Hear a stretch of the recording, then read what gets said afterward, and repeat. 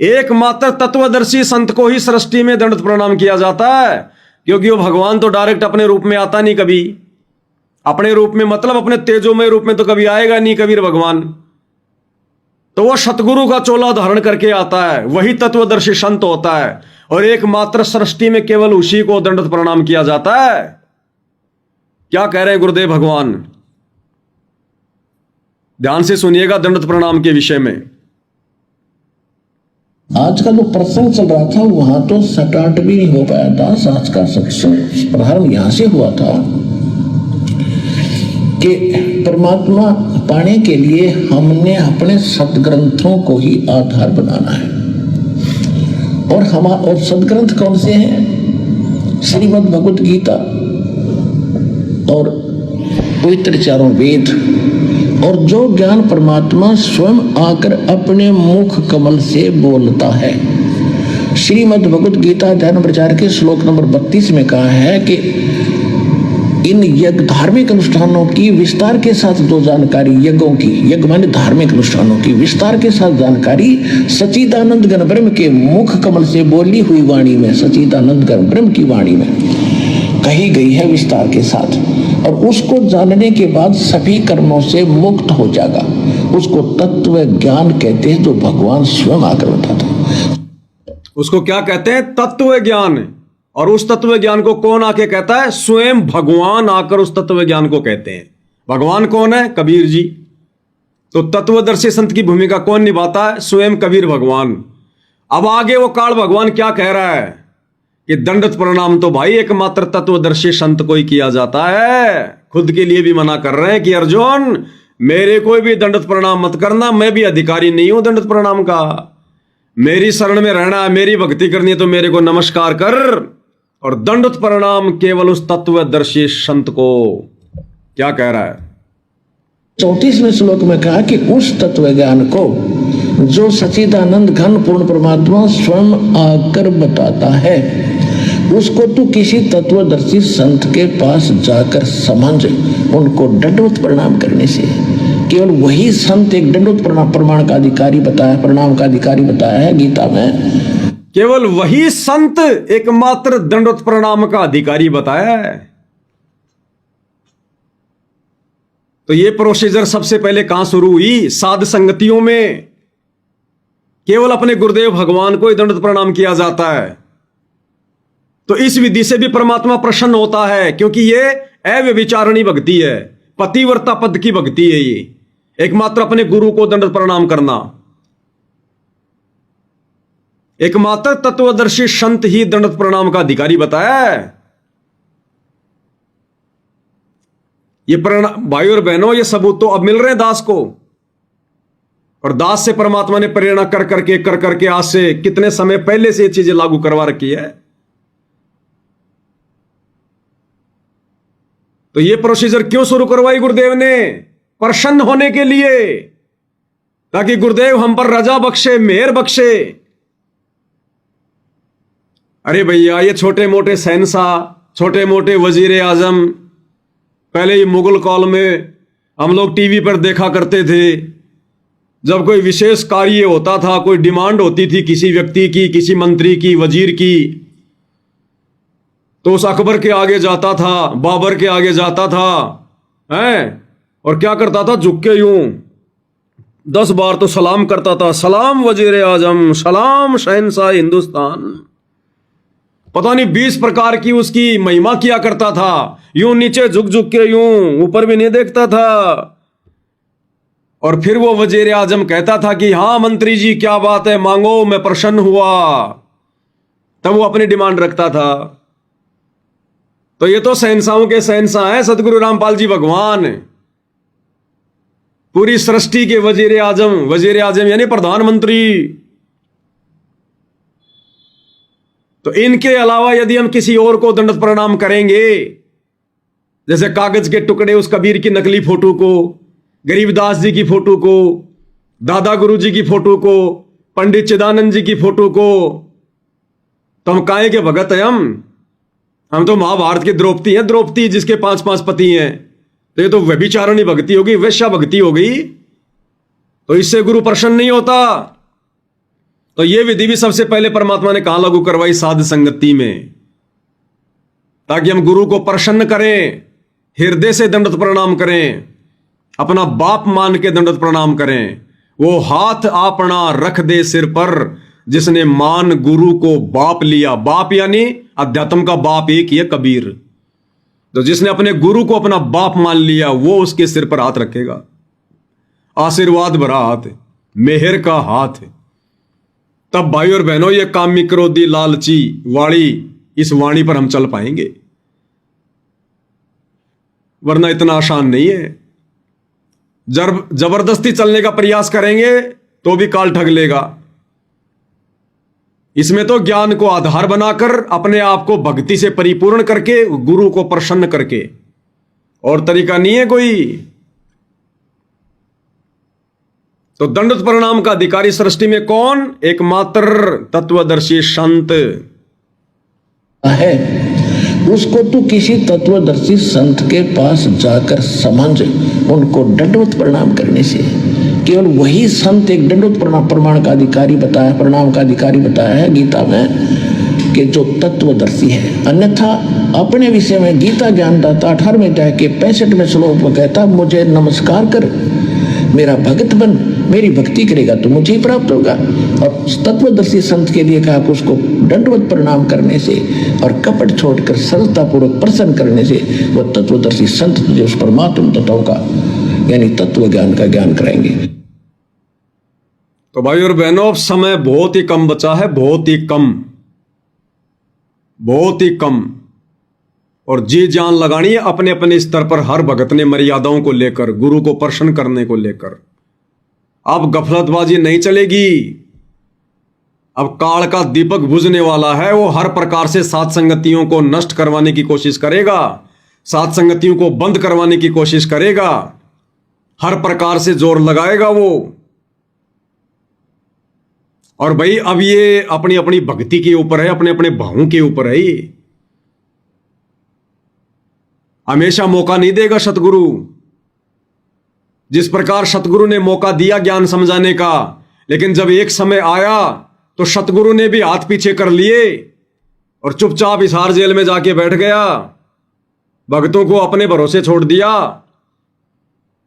फिर भी दयालु परमात्मा को दया आई, मालिक ने साध संगतियां शुरू करवाई, इस कुत्ते को संगत में छोड़ दिया।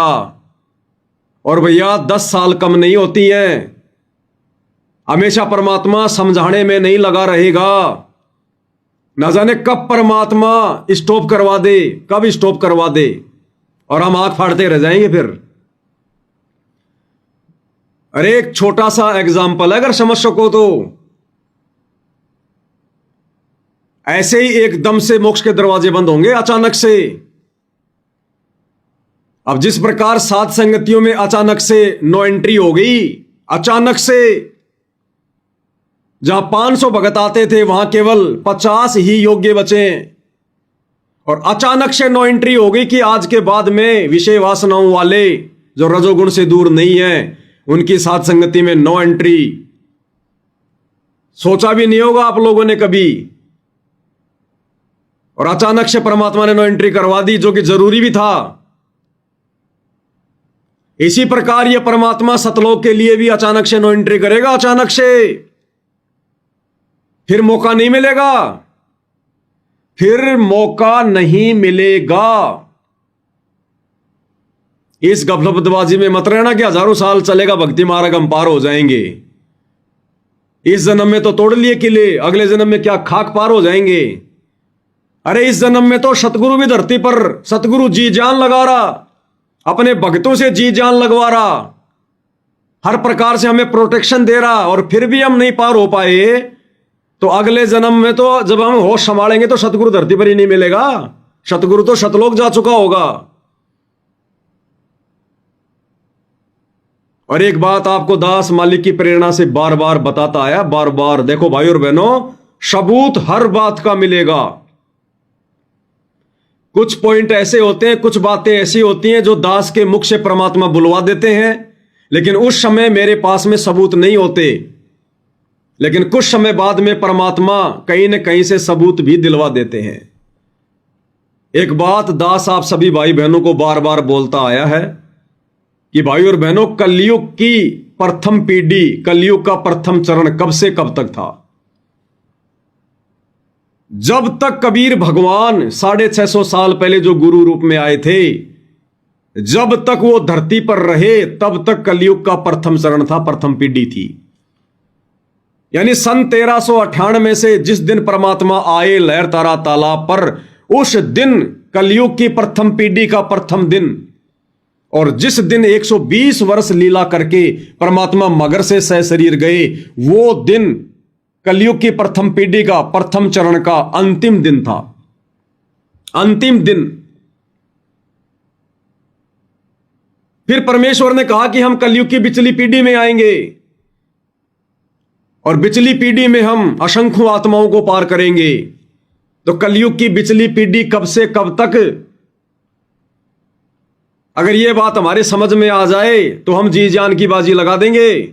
अगर 1000 साल वाले इस फॉर्मूले पर चलते रहे कि अभी तो हजारों साल चलेगा, हजारों साल चलेगा, कभी जिंदगी में पार नहीं हो पाएंगे।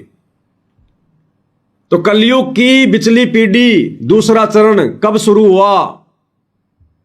सन 1951 से, 8 सितंबर 1951 से कलयुग की दूसरी पीढ़ी, दूसरा चरण शुरू। और यह कलयुग की बिचली पीढ़ी कब तक रहेगी? जब तक सतगुरु रामपाल जी भगवान धरती पर रहेंगे।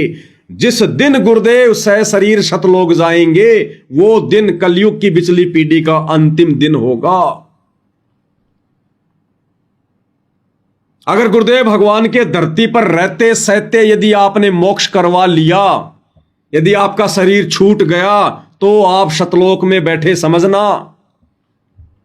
उसके बाद भाई और बहनों केवल मनुष्य जन्म मिलेंगे, मनुष्य जन्म।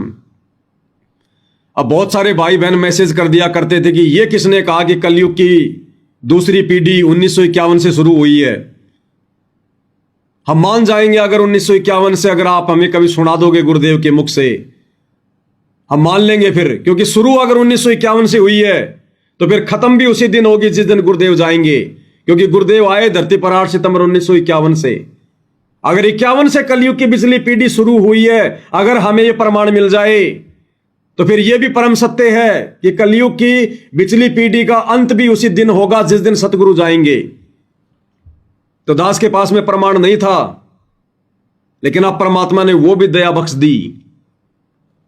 भैया सतगुरु सत्संग बना देते हैं, सर्वानंद की तरह अक्सर चेंज कर देते हैं परमात्मा, सत्य को सामने लाने के लिए। क्या कह रहे हैं गुरुदेव भगवान? ध्यान से सुन लो कि 1947 में भारत देश आजाद हुआ, 1951 में इस दास का जन्म हुआ, उसके बाद से ये बिचली पीढ़ी शुरू हो गई। सुन लो भाई।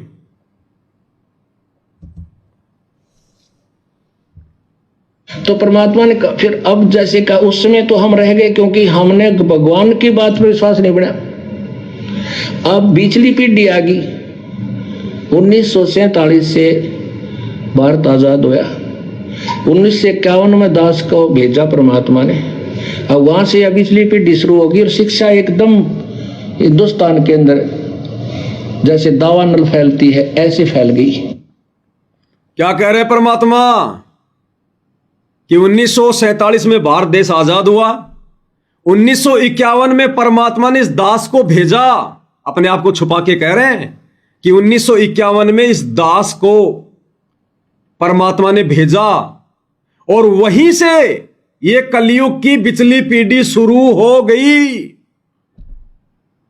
1951 से, 8 सितंबर 1951 से कलयुग की बिचली पीढ़ी शुरू। एक बार फिर सुन लो भाई और बहनों।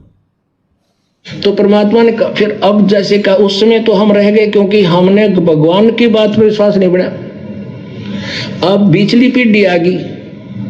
1947 से भारत आजाद हुआ, 1951 में दास को भेजा परमात्मा ने। अब वहां से अब बिचली पीढ़ी शुरू होगी और शिक्षा एकदम हिंदुस्तान के अंदर जैसे दावानल फैलती है ऐसे फैल गई। अब बताओ भाई और बहनों, क्या बहाना बनाओगे? अब कह रहे थे कि हमें सुना दो गुरु जी के मुख से कि 1951 से कलयुग की बिचली पीढ़ी शुरू हुई है।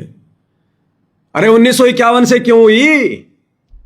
1947 से हो जाती, 1950 से हो जाती, 1952 से हो जाती, 51 से क्यों हुई? क्योंकि गुरुदेव कहते हैं 1951 में इस दास को परमात्मा ने भेजा और वहीं से कलयुग की पिछली पीढ़ी शुरू हो गई। क्योंकि जब जब ये परमात्मा संत रूप में, गुरु रूप में धरती पर प्रकट होते हैं, उसी दिन से वो पीढ़ी शुरू होती है, और जिस दिन ये चले जाते हैं अपनी लीला पूरी करके, उसी दिन समाप्त। तो भाइयों और बहनों, देख लो आप और हमारे पास में कितना समय है। परमात्मा कभी भी अपनी मान मर्यादा नहीं तोड़ता है। जिस युग में जितनी मनुष्य की उम्र होती है उतना जीवन जीता है। सतयुग में लाखों साल की उम्र होती है, तो परमात्मा सत सुकृत ऋषि के रूप में 1,00,000 वर्ष तक परमात्मा धरती पर रहते हैं। त्रेता में परमात्मा 50, 60, 70 हजार वर्ष तक रहते हैं। द्वापर में परमात्मा हजारों वर्ष रहते हैं। और भाई कलयुग के प्रथम चरण में परमात्मा 120 साल तक रहे, क्योंकि 100 साल 120 साल तक आम आदमी जिया करता था। अब भाई साहब 100 साल की उम्र लास्ट है कलयुग में। बड़ी मुश्किल से कोई व्यक्ति 100 साल पार करता है, बड़ी मुश्किल से। गरीबदास जी तो इस गंदे लोक से इतने डर गए, 61 साल की उम्र में चले गए। 61 साल की उम्र में फारिग होके कि भाई मैं तो फ्री हो गया, मेरा काम फ्री, मेरे को तो जाने दो यहां से, अब मैं नहीं रुकूंगा इस गंदे लोक में। 61 साल की उम्र में तो भैया 100 साल मान लो। काललोक के हिसाब से परमात्मा 75 वर्ष के हो गए। 100 साल मान के चले तो 25 साल बाकी है, और मान लो 25 साल, 50 साल मान लो। तो आप और हम वर्तमान वाले भक्तों के पास में मौका है, जब तक सतगुरु धरती पर है। क्योंकि आप और हमारी कितनी उम्र, किसी की 30, किसी की 40, किसी की 50, और 50 साल हम लोग जिएंगे नहीं, हमें पता अच्छे से।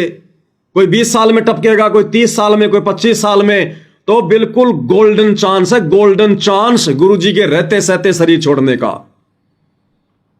अब शरीर कोई जबरदस्ती नहीं छूटेगा, ना भगवान छुड़वाएगा। गुरुदेव कहते हैं जैसी तुम्हारी लगन, जैसी तुम्हारी इच्छा सतलोक से और काल के साथ यहां आने की बनी थी, उससे भी डबल इच्छा जब तुम्हारी वापस सतलोक जाने की बनेगी, तब भैया तुम्हें ले जाया जाएगा।